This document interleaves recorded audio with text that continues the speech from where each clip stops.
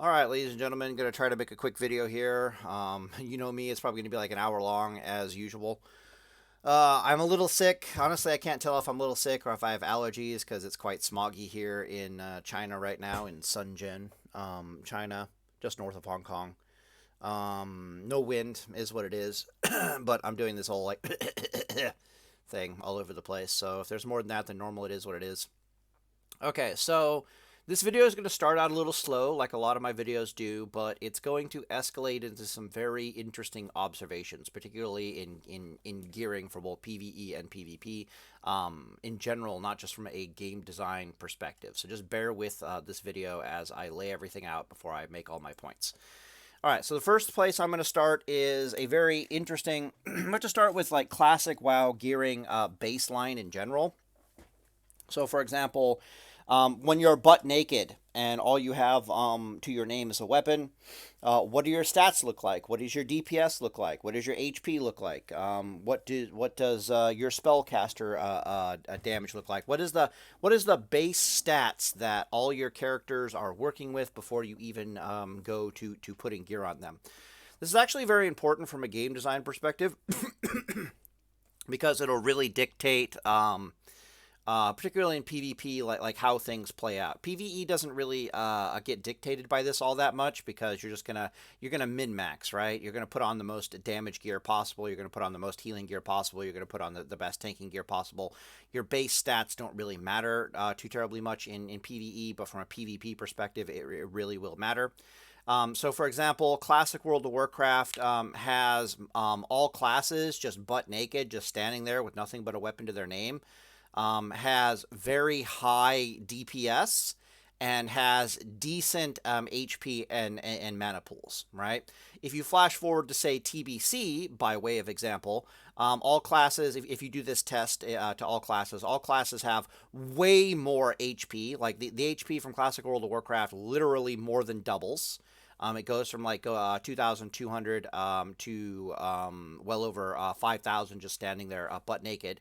And then DPS from Classic World of Warcraft only goes up by like 50%. And then healing, unfortunately, only goes up by like base healing only goes up by like 10%. It's awful in TBC.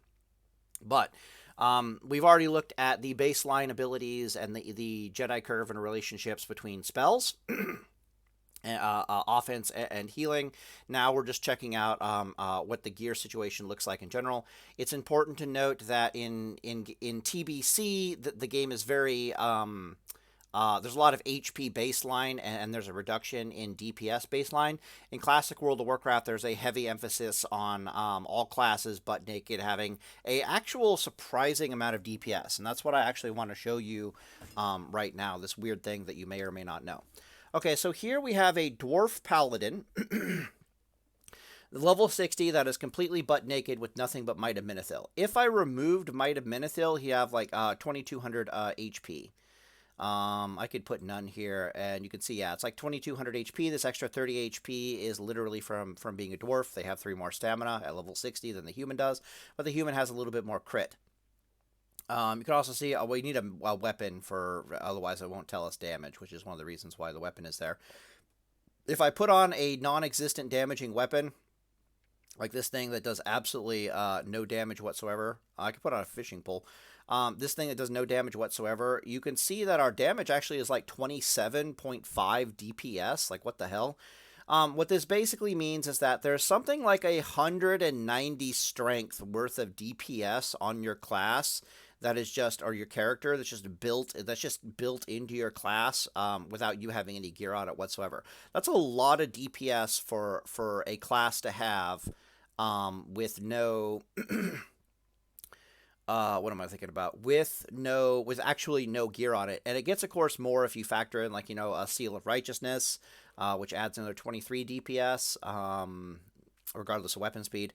And Judgment of Righteousness, just baseline, also adds like 30 DPS. And it's also holy DPS, which means it's not subject to armor damage reduction. So it's actually more than you think it would be. But we'll get into that in a second here. As I cough and drink water, Jesus. You can see that we have 2,200 HP. We got a little bit over 2,200 mana. You notice if we actually look at our stats, We say we have 107 strength, but really we have like 190 strength worth of DPS, so that's like almost 90 strength worth of DPS that's just magically built into the character for seemingly no reason. We have almost 1,200, if you do the math, it's like 1,200 mana, 1,200. It's 120 stamina and intellect that we have just magically on the character for seemingly no reason. And spirit also follows a similar trend where you have a bunch of base spirit regeneration built into your character seemingly for no reason. Okay, cool. And of course, that's why kings used to suck back in the day, because kings would only buff your stats, but you have like over 120 like 100, like a 90 strength that just magically isn't associated with kings, or 120 stamina that's not associated with kings, blah blah blah blah. But you can see that our DPS is kind of like, okay, it's kind of meh. Watch what happens if I put on Might of Minithil though. Okay, so Might of Minithil gets thrown on. We've got no gear whatsoever. You will see that our damage, and this is where things get interesting, we almost have 125 white DPS.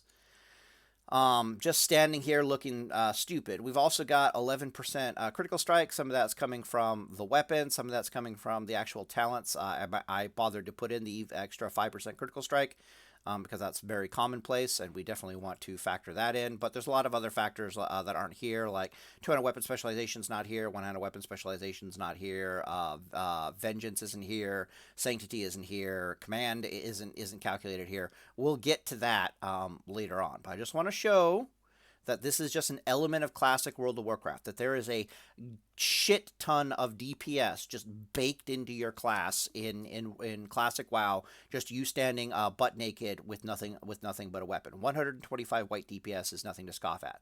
If I flash forward to an actual like DPS oriented build that you would never take into PvP because of how like low damage it actually is, or health it is.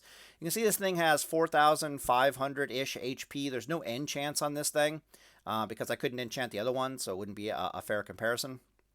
The enchants are basically like flat buffs. This number might go up to like 4,800 HP. With the enchants, but it's still, it'll be up more than that, I think, like 4,900. That's still super low for HP for taking this thing into combat. Let's look at the actual DPS. DPS has gone up by like 30 points. Maybe. Am I right about that? Oh, 30 points would make it 55. So, yeah. So it's gone up a little bit. The melee critical strike has gone up significantly. One of the things you may or may not know is that melee critical strike is one of the best stats. It's the stat you want to gear for from a DPS perspective, PvP or otherwise, just because there's so much damage just baked into your class to begin with, that increasing the strength doesn't really get us all that much. Like, this white damage is pure strength increase. This isn't factoring in a critical strike chance to the DPS whatsoever. Yeah. But at what cost basically becomes a problem. You would never take this into PvP. It doesn't have enough health whatsoever. If I retooled this to be more of a PvP-oriented class, this damage number would drop to about 150 DPS. The melee crit would drop to, I do believe, almost 19 DPS. So you'd lose about 4.5% melee crit. And that's with enchants factored in, so it just is what it is. This is just a thing in classic World of Warcraft. Now let's actually look at the proper calculations to this actual thing, because it's one thing to say this is your base DPS looking at a gear planner. It's another thing to say this is your base DPS with Seal of Command, with Seal of Righteousness, with Blessing of Might, and just every ability that you basically come with baked into your class. What does DPS look like at that point? And you can see I basically have that done down here. And you can see that going from the butt naked build to a Seal of Command fully to that other build over there is about a 53% increase in DPS. Now keep in mind these are both non-viable and from a PvP perspective, because they don't have enough HP, and one of these is absolutely butt naked while the other one is completely geared out. And despite the fact that it's completely geared out with as much DPS as I can reasonably throw on a character, it's only a 53% DPS increase. If I swapped out the Avengers for even better DPS gear, it might be a 60% DPS increase, but then you'd be going even further down the rabbit hole of you're never taking this thing anywhere near PvP whatsoever. By the time you actually gear out these specs more appropriately for PvP, that 53% damage bonus will fall closer to a 40% damage bonus. So going from just a butt naked paladin to a reasonably DPS geared paladin for PvP is only a 40% DPS increase. All that gear only gets you a 40% DPS increase. Why is this important? Well, it's not important for PvE, but it is important for PvP. However, it is important to realize certain factors in PvP. But really, let's talk about this trend, because we've really been talking about it from an era perspective. Let's talk about it from a season of discovery perspective, since that's what we're doing these days. So these stats here are based upon what possible gearings you could wear as a paladin in Season of Discovery. Their HP numbers, their critical strikes. So I have it up here. So there's the hey, I'm going to wear all the DPS gear I can get my hands on. That'll get you about 60 DPS, around about 20% critical strike, but only like 1100 HP. This is when you see Savix running around, this is pretty much what he's rolling. If you see me doing any kind of PvP, I'm in mostly tank gear, which means I have about 50 DPS, I have about 1700 HP, and I only have 10% critical strike. And then there's one down here, which is you going the spell power one-hander route, because they did give us a 1.3 weapon, and SOR rank 3 is the best weapon currently in the game. I mean, seal currently in the game, so we'll see what that looks like. And of course, here we have the sources of DPS, like how much DPS are you getting out of each individual thing. I could break these down further into ratios. This is why I save this, because later I'll want the actual ratios. So for example, I can tell, okay, how much is Divine Storm actually increasing my DPS? How much is Crusader Strike actually increasing my DPS? Because if I want to remove it, I want to know how much, what percentage of damage dealing am I actually losing. What is Seal of Command actually doing? Seal of Command is a little limp dick right now, because we're swinging like a 3.5 or a 3.2 speed weapon. Not ideal. We're not hit capped. She doesn't have Vengeance. She doesn't have Sanctity Aura. She doesn't have a lot of things that really make Seal of Command amazing. But you can still see that at 15 DPS, she's not the worst thing in the world. But you can see here we have the totals. And this is where things get interesting. Because this paladin... This paladin to this paladin, there's like a 2/3 increase in HP. 2/3, yeah, it's like a 66% increase in HP, going from a 1100 HP paladin to a 1700 HP paladin. That is a insane, massive, holy fuck, a level of increase to HP. You can see the DPS isn't going down all that much. The critical strike is going down rather significantly. But when we actually crunch the numbers, you're looking at maybe a 30% DPS loss. Or I think it's plus 30%. Usually you talk about it in terms of like plus damage, not minus. So if I times this by 1.3, we should get pretty close. Yeah. So it's not quite a 30% damage increase. So your options are, from a gearing perspective and Season of Discovery gearing as a paladin, is to go up in HP by over 65%, or to go up in DPS by under 30%. By 30%. So it'd be like, 67% HP or 30% DPS. Pick your poison kind of a deal. Also important to note that this thing is using Seal of Righteousness and not Seal of Command. These numbers would be significantly closer together, or a little bit closer together, like plus 6, plus a little bit more DPS, probably like 5 DPS or something like that. Yeah. Okay, so that is actually fascinating to watch, because you're going to get what Season of Discovery is telling us is that you're going to get a lot more out of increasing HP pools than you are going to get out of increasing DPS capability, and that doesn't really change as you're going to scale up in gear. You'll also notice that the spell power one is also not screwing around. This is a more accurate representation of the actual spell power DPS. It does have consecration in the build, so any melee classes that are in it, you get to add 15 DPS to this, which is absolutely terrifying. But you can see that at 1300 HP and 1800 mana and 80 spell power and 5% crit, this thing is still not messing around.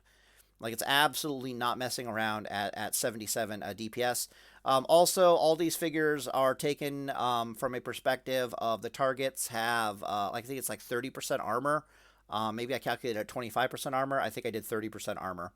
Because you need to factor in armor into the calculation, or you'll get a white DPS will not look anywhere near like what it should. So, for example, this calculation down here is versus 40% armor. Versus 40% armor is the typical armor. Any mail wearer with no shield will have 40% armor. A lot of the clothy spellcasters have bonus armor or damage reductions that basically give them 40% armor, or they heal themselves, so they basically get 40% armor. 40% armor is just basically the norm. It's closer to like 35%, but in reality, it's closer to like 40%. But you can see the DPS is down here. Again, we already talked about this, like plus 53% DPS. So basically what I'm trying to say here is that because Classic World of Warcraft is the way that it is, with both of its itemization and the gearing, more importantly because its base stats are a certain way. This is the conclusion. This is the TLDR.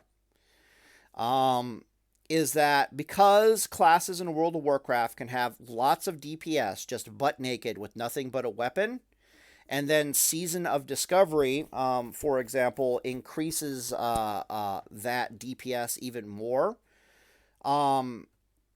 It's a superior gearing strategy for you to gear HP than it is for you to gear more and more damage for PvP not just in Season of Discovery, but in Classic WoW in general. Every experienced PvPer basically knows this. This is the same rule of thumb with spellcasters. If you did a spellcaster DPS and see how what their base damage looks like versus what it looks like when they really focus on spell power versus what it looks like when they focus on less on spell power but more on like stats, like defensive stats, the exact same formula plays out. All classes in World of Warcraft have a crap ton, literally 2/3 of their DPS just standing there virtually butt naked with nothing but a weapon in their hand. Welcome to Classic. And this doesn't change in Season of Discovery. Whoa, you okay? You get crushed? Okay. 1 second. Oh, okay. I rolled my chair back and pinched my dog with the wheels. He hasn't learned that sitting next to the chair is a bad thing to do yet. Are you okay? You think I don't love you anymore? Is that what's going on here? 1 sec. Let me pick him up and hold him in my lap while I'm making this video. He is an unhappy dog right now. He's still a puppy. He's a Yorkie. You okay, Mr. Tomato? Okay, poor doggy. Yipe. Not moving very quick because I'm curious what the yiping is about. Okay. Right, so this gearing doesn't change at all in Season of Discovery. Now let's talk about this from a game dev, like PvE and PvP standpoint, if that makes any sense. Other weird things are, like, remember I said that if I swap this gear around to be more PvP oriented for like Season of Discovery, this thing would pop up to like, 6,000 HP, critical strike would go down to like 18%, damage would go down to like 150%. Well, if I literally take this other gear planner here and I fill it out like with nothing but redemption gear, like tier 3 plate healing gear. The DPS will actually go up to I think it's only like 130 DPS. Critical strike actually goes up to like 12%.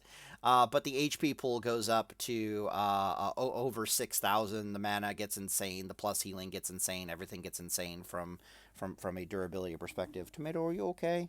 I worry about you. You know that, right? Did you get hurt? Can I put you down? You good boy?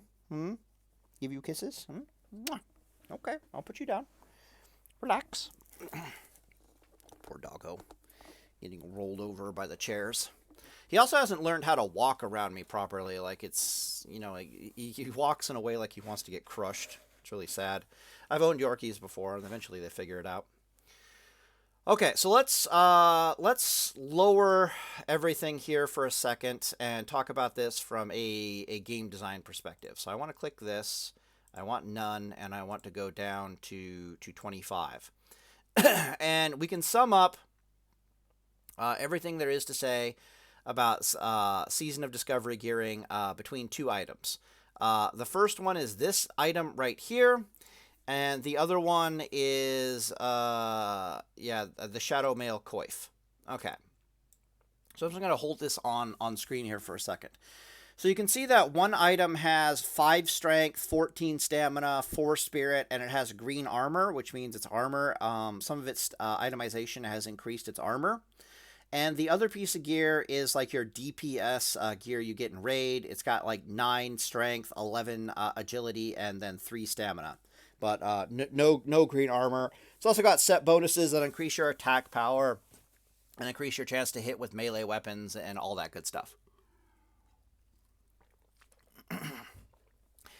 If you know anything about classic World of Warcraft gearing for PvP, if you know anything about Paladin whatsoever for PvP, if you know anything about math, if you know anything about gearing whatsoever in World of Warcraft, you'll know that the PvP item of these two items is not the one with 3 fucking stamina on it. It is the one with 14 stamina on it, 5 strength, and more armor. Like, holy crap, is this headpiece the piece you want to wear for PvP? Unquestionably. Right? And it's because basically of all the reasons we just got done talking for like 15 minutes or God knows however long this video is, right?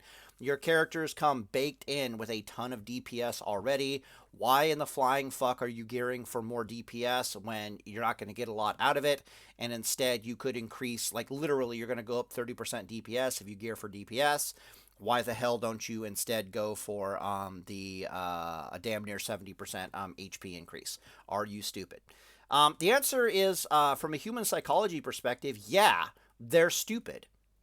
So the number of people that I've seen running around in Season of Discovery trying to PvP in their PvE DPS gear blows my mind. If I have to watch another Paladin with 1100 HP die like a bitch in PvP, I'm going to lose my shit. That's a Paladin that is wearing nothing but their PvE gear. When every mathematical thing in World of Warcraft is pushing you in a direction of gearing stamina heavy, not gearing in your damn not PvPing in your PvE DPS gear. There's two possibilities as to why this is a problem. From a game dev perspective, let's just keep it simple. From a game dev perspective, you have to understand human psychology here, right? Number one, people are stupid. Number one, people won't look up guides. And more importantly, what people really want to do is they want to gear their class with as much DPS as possible and then take it into PvP and then see how it does. And when they take it into PvP and they see how it does and they get absolutely shit on, then they're going to go to the forums and they're going to complain to the game devs that their class is not well designed or it's not well balanced because it's too easy to kill. Homie, that's your own you fucked up, right? But from a game dev psychology, you're going to have to basically play into this, right? There's two options, right? You as the game devs can just realize that the player base are stupid when they come to you with those complaints. and you could ignore them knowing full well that the proper PvP gear actually exists in the game, right? That's option 1. Option 2 is you can help them not be so stupid when it comes to their PvP gearing and doing it kind of subtly. So, for example, this Twilight Avengers helm here, okay? The fact that it even has any stamina on it whatsoever is probably bad game design. Why is this? Well, because a PvE player doesn't want 3 stamina on his helmet. He would want more strength, or he would want critical strike, or he doesn't care about stamina. All he wants is the most DPS possible. They don't care if they have 3,000 HP in a raid. They just want as much DPS as possible so they can parse as well as possible. This is when we get into the dev side theory crafting side of this stuff. They just want as much DPS as possible, so the fact that it has 3 stamina it doesn't matter to them whatsoever. But for PvPers, right, they're going to look at 3 stamina on the gear and attempt to justify to themselves that this is actually viable PvP gear, even though they are fucking stupid to be wearing this thing in PvP. So the easiest thing to do from a game design perspective is to, if there's gear that's meant to be PvE DPS gear, do not put stamina on it. Maybe like 1, 2, 3, like a non-existent amount of stamina. Like this item here is laughing at me with how much stamina it has. But apparently this is still too much stamina for a piece of gear for players not to take it into combat. Like, what the fuck are you thinking, you retarded monkey? Oh my god. Okay.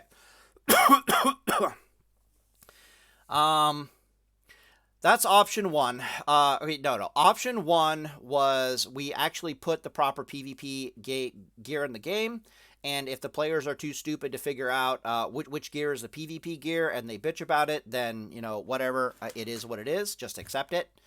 Option 2 is that you can help them with their gearing itemization by refusing to put stamina on virtually any piece of raid DPS gear whatsoever.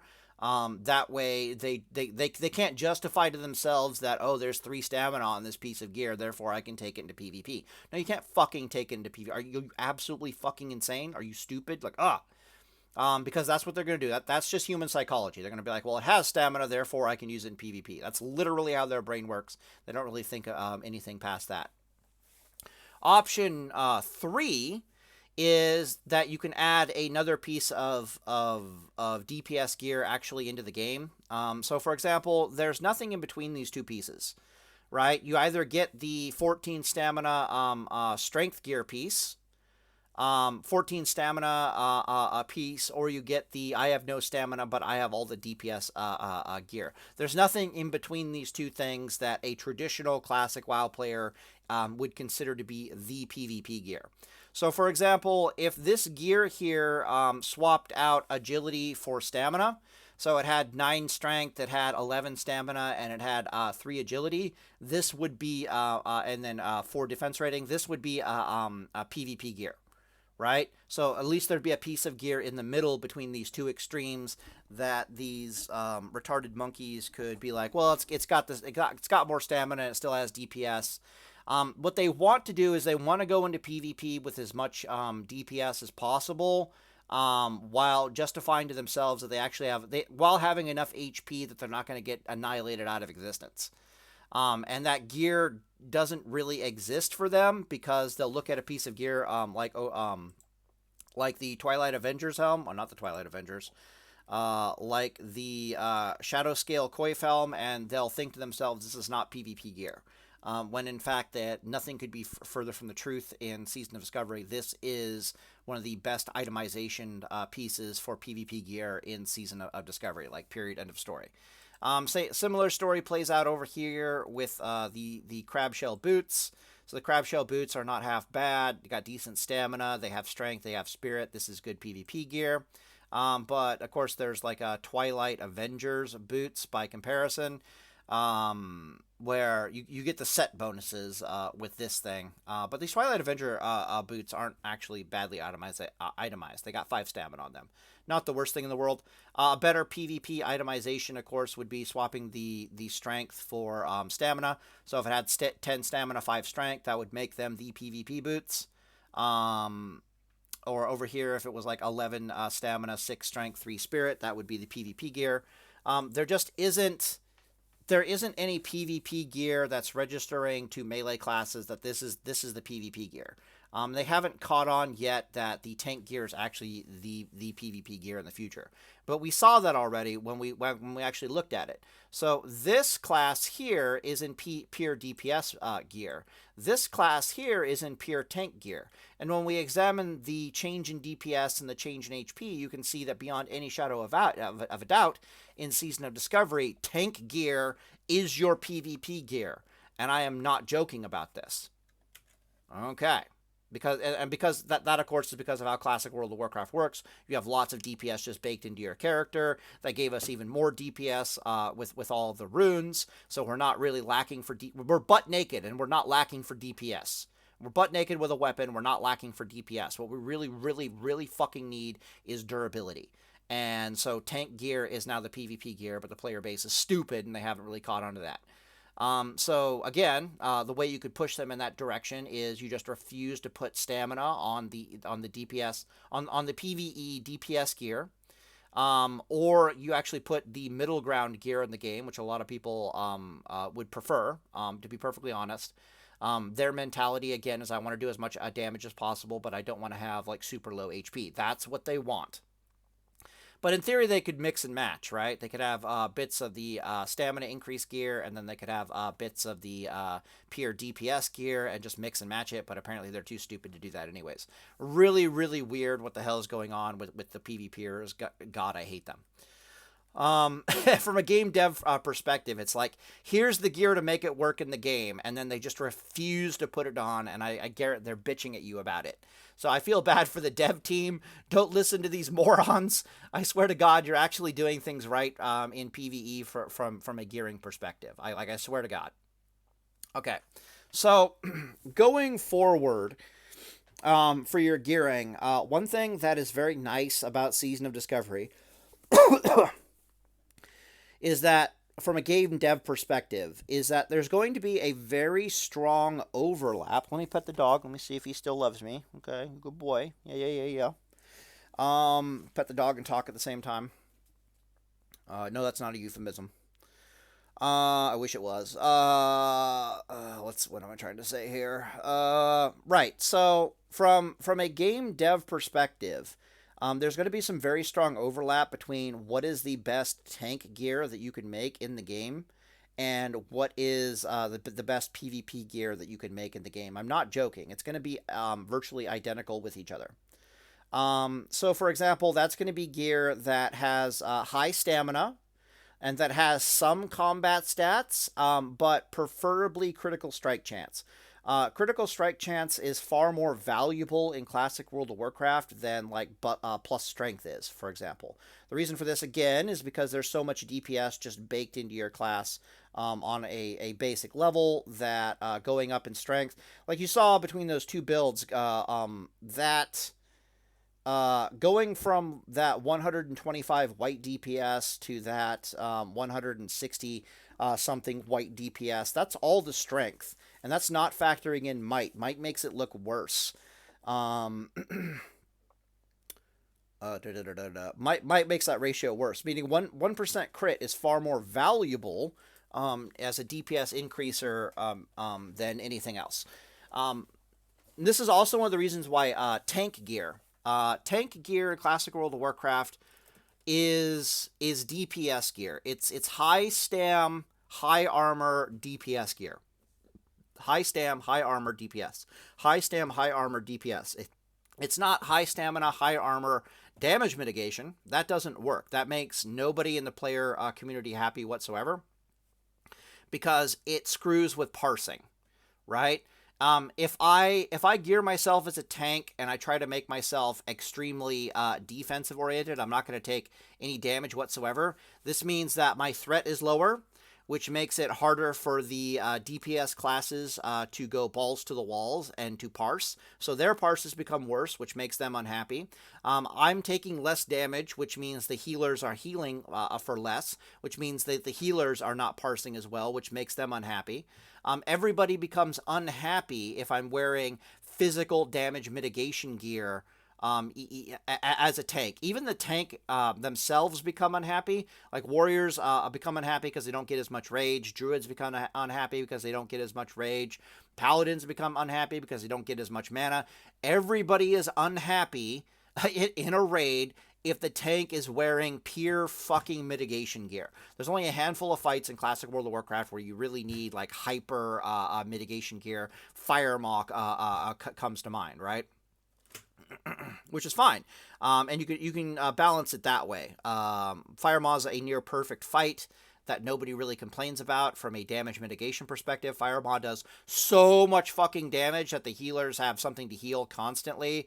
Melee DPS has to constantly run out and run back in to that fight, so they're not complaining too terribly much that tank DPS or TPS, threat per second, is super low, because it really doesn't matter. It's all about mitigation in that fight. Mitigation.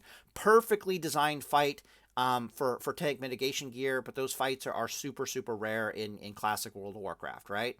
Virtually without exception, the tanks want to do as much damage as they possibly can while being as tanky as possible, which means ideal mitigation or ideal gear for tanks is a piece of gear that has high armor, high stamina, and some combat stats, preferably critical strike. Why critical strike over, let's say, a very consistent TPS? Okay, it has everything to do. Critical strike has everything to do with PvP. Okay, critical strike is far more valuable in PvP, and it helps mitigate some of the balancing issues in PvP. So, for example, let's say how do I put this? Let's say there's two classes in PvP. Let me finish my thought with the tank itemization thing first. So in Season of Discovery, if you itemize the tank gear properly, right, in a way that's going to make everyone in PvE happy, like everyone in Raid happy, the tanks are happy, the damage dealers are happy, the healers are happy, because the tank gear has been properly itemized for Classic World of Warcraft. If you properly itemize that gear, which is going to be high stamina and some offensive stats, that gear is also going to be the best possible gear that you could design for PvP. This is one thing that makes me excited, or I should say hopeful for the future of Season of Discovery PvP gearing, is because I'm painfully aware that if they design the tank gear properly in PvE, it will also by default be the best possible PvP gear that they could possibly design. Some people their brains don't work that way from a player psychology perspective, so I would highly suggest that you put the middle ground gear also in the game. So for example, like I said before, it would be that Twilight Avengers, or it'd be like these boots here if you swap the strength and the stamina stat, basically, right? Yeah.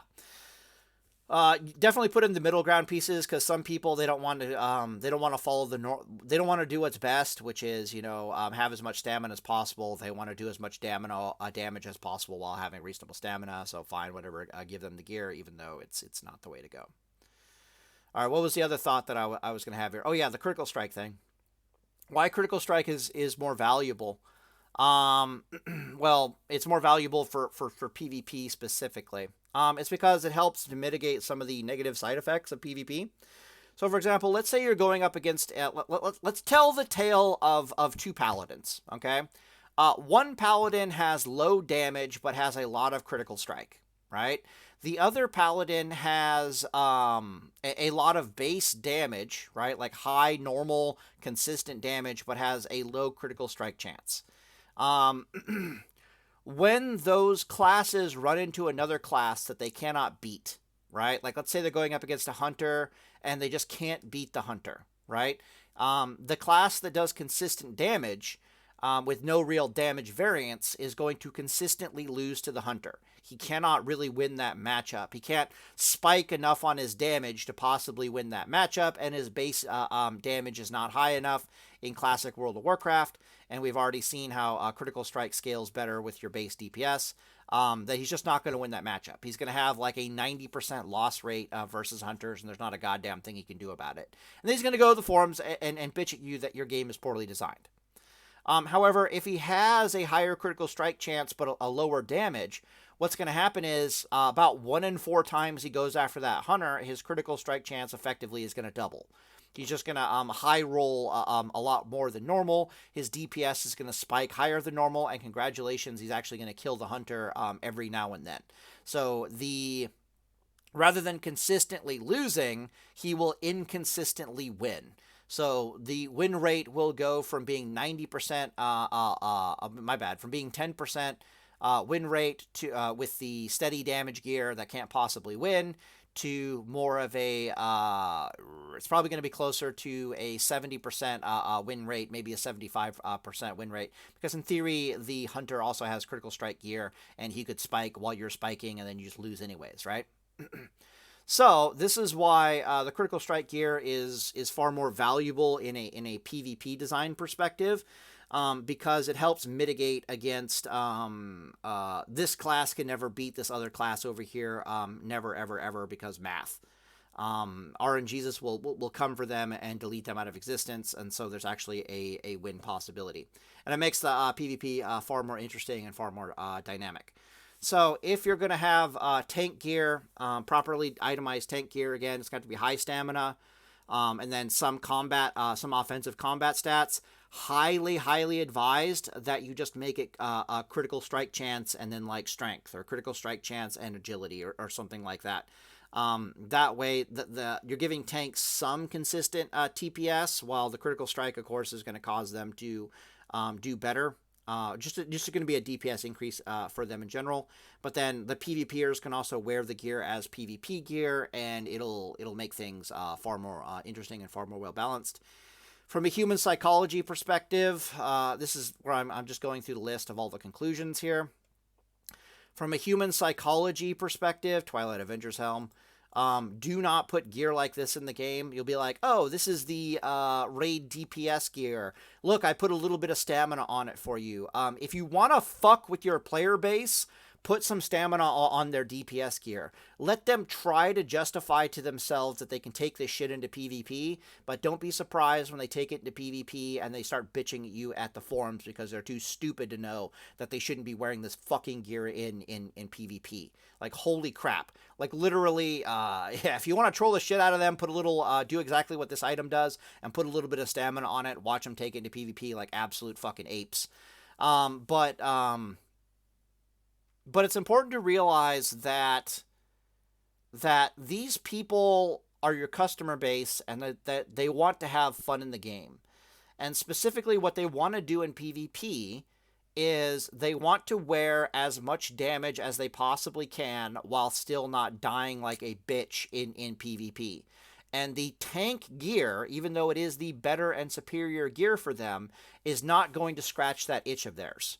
Right? Neither is this Twilight Avengers Helm going to scratch that itch, because, yeah, they have all the DPS in the world, but they're going to die like a bitch, so that's why they're upset. The middle ground gear probably needs to be put into the game. So again, you would swap out, if this was middle ground gear, you'd swap out the Agi for strength, so it'd be 11 strength, 9 stamina, and 3 agility. That would be a perfect middle ground gear for Classic World of Warcraft. Or better yet, what you'd want to do is, agility is basically crit, so I guess you could leave it in there. Or you could remove the agility entirely and give this thing like a 1% critical strike chance, or something the equivalent of. Okay, let's talk, so that's melee classes at least. Let's talk spellcasters. So, interestingly enough, spellcasters actually got their DPS gear and their durability gear are basically the same damn thing. I think it's Twilight Slayers. No, Twilight Slayers is agility. Yeah. But you can see this is well itemized for druids and stuff. This is good PvP gear itemization. You're not trolling the shit out of them with this gear right here.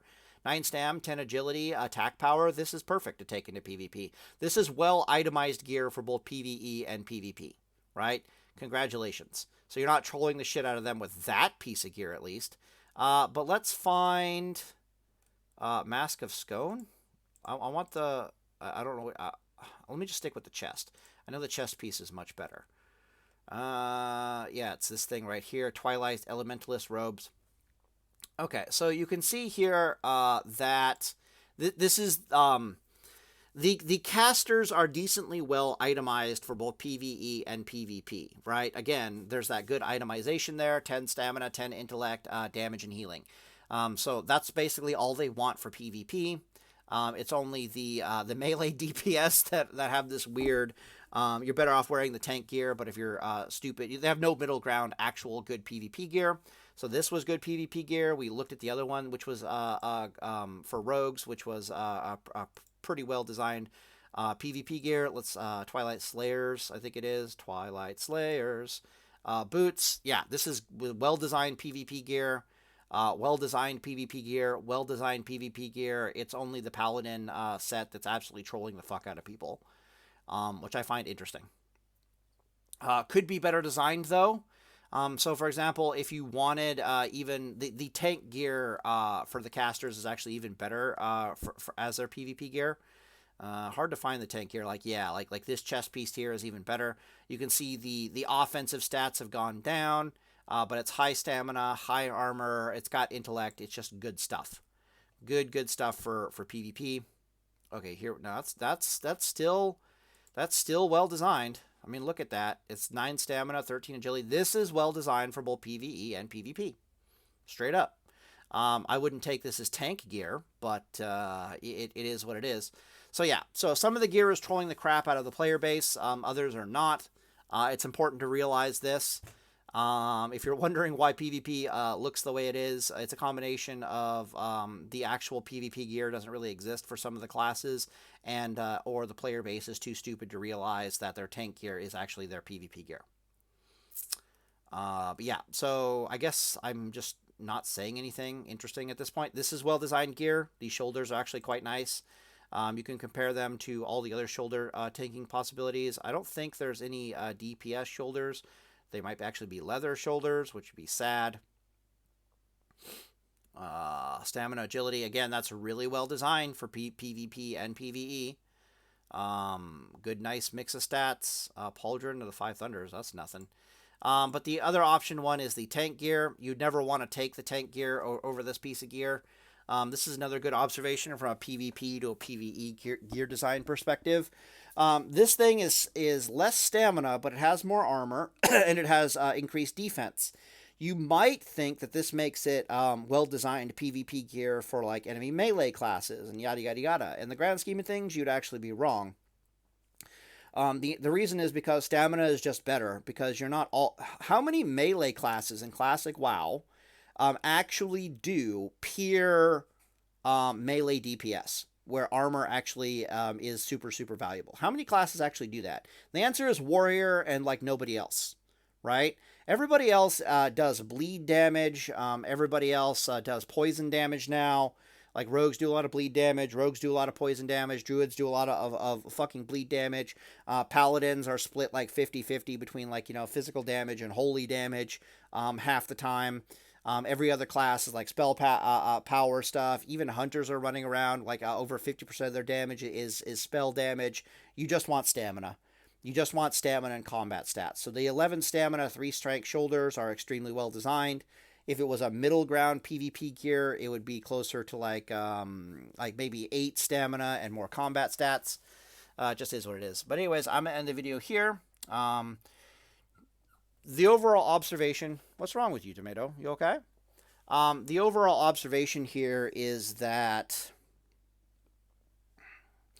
if in Season of Discovery they actually gear the tank gear correctly, then everything will be fine. The tank gear correctly for all the classes, be it cloth, be it leather, be it mail, be it plate, will be some of the best PvP gear that you can possibly put on your character in the entire game. but it's important to realize that from a player psychology perspective, a large portion of the player base wants more damage. They don't want to wear the fucking tank gear into PvP.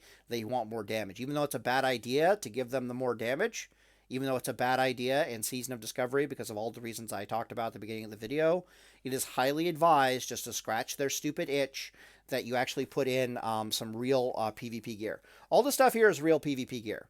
Right? This is perfectly designed PvP gear. This is perfectly designed PvP gear, even though it's a bit on the tanky side.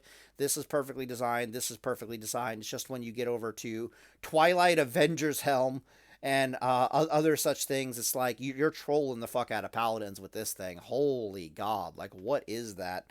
Let's find the other Twilight Avengers crap here just to look at it for a second. Twilight Avengers chain. Okay, this is decently itemized PvP gear, especially when you factor it against the other choices, like 11 stamina, increased armor. This one, maybe you get even more stamina, you go down in armor, but you got some intellect, you got some strength. This is the piece that I would prefer to wear. But yeah, so this is decently well geared, itemized piece here.